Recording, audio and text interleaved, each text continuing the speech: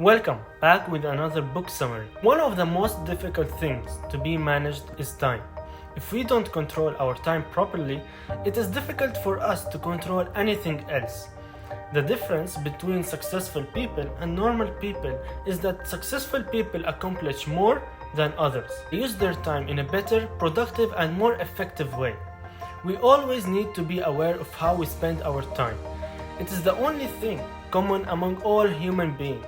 But what is not common is how we manage it.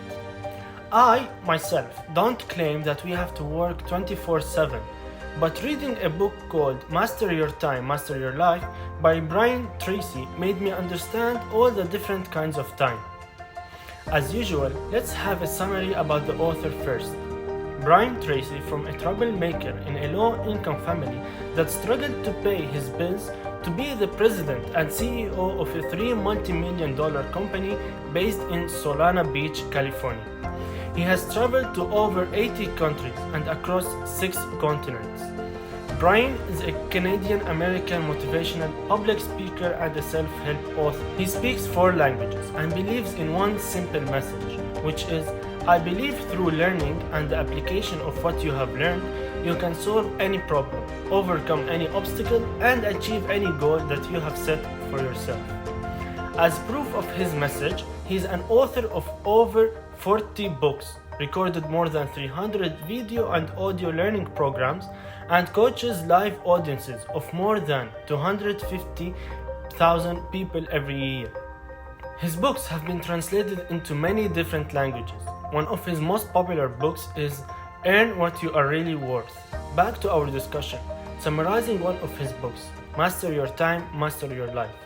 The most important types of time is when we spend time thinking, deciding, and planning how to achieve the things we want in life. One of the biggest time wasting is setting off without clear, specific goals. That is the time we spend living in a reactive, responsive mode.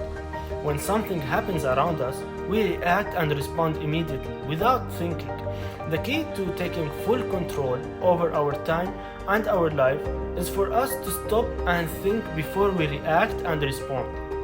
Success in both short-term and long-term is determined by how we respond to the inevitable and unavoidable difficulties and challenges of daily life. Before we set off great adventure of life, we have to decide where we want to end up.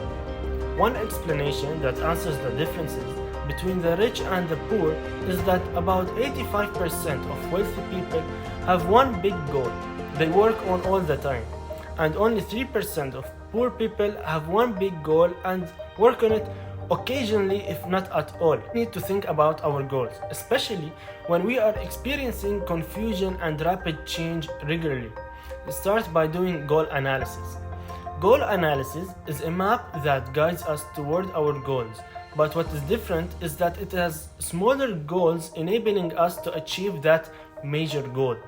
It begins by analyzing who we are. There never has and will never be anyone like you whatsoever. Just be yourself. It's our responsibility to find the mission that we were put on earth to accomplish. Find something you enjoy doing, something that makes you happy and not regretting it all day, every day. Ask yourself those basic questions. Where am I now in my life? What does it take to start? How did I get to where I am today?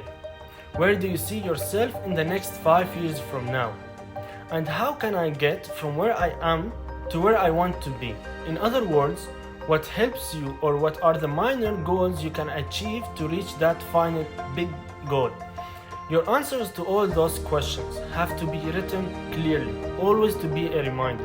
Clarity is about 95% of success.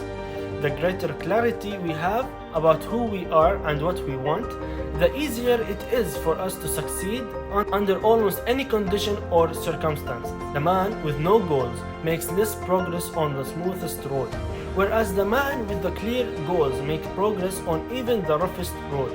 Thoughts. When we take the time to stop and think about what we want and how to get it, we can save ourselves years of hard work going back and forth, making little progress. Forget about the mistakes of the past and focus on the future. What is gone and can't come back. But what is coming will determine what will come after.